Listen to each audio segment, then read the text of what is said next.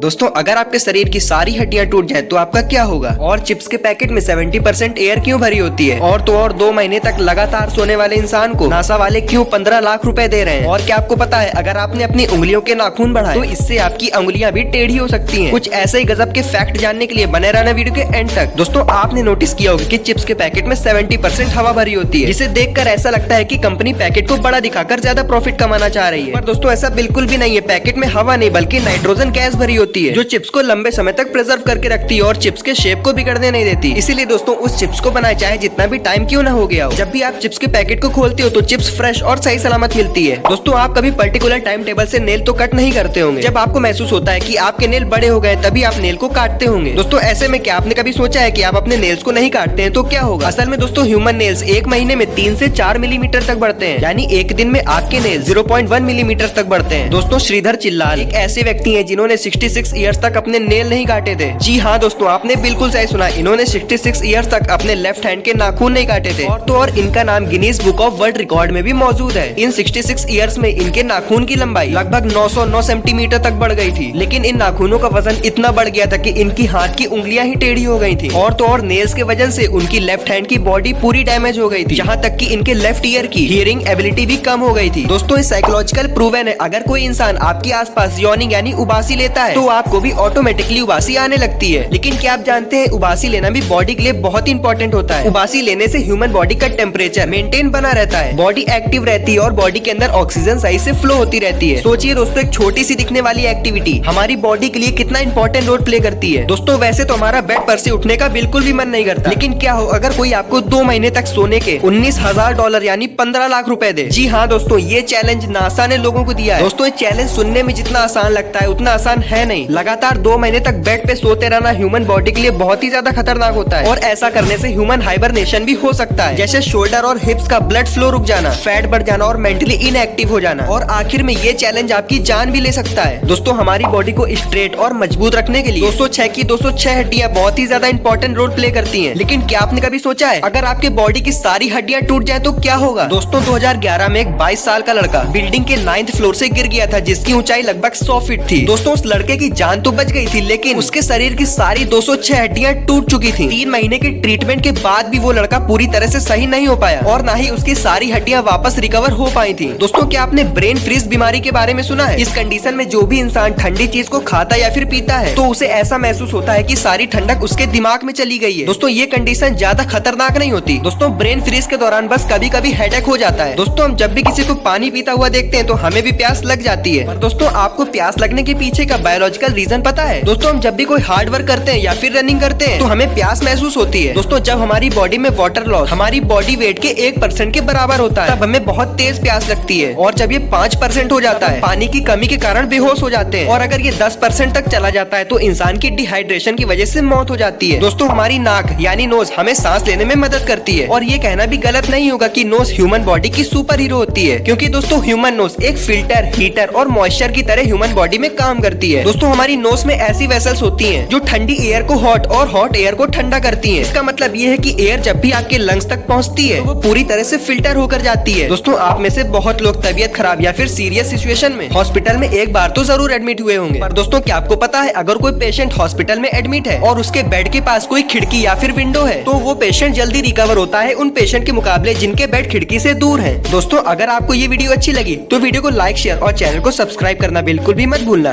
मिलते हैं नेक्स्ट किसी इंटरेस्टिंग वीडियो में। जय हिंद, वंदे मातरम।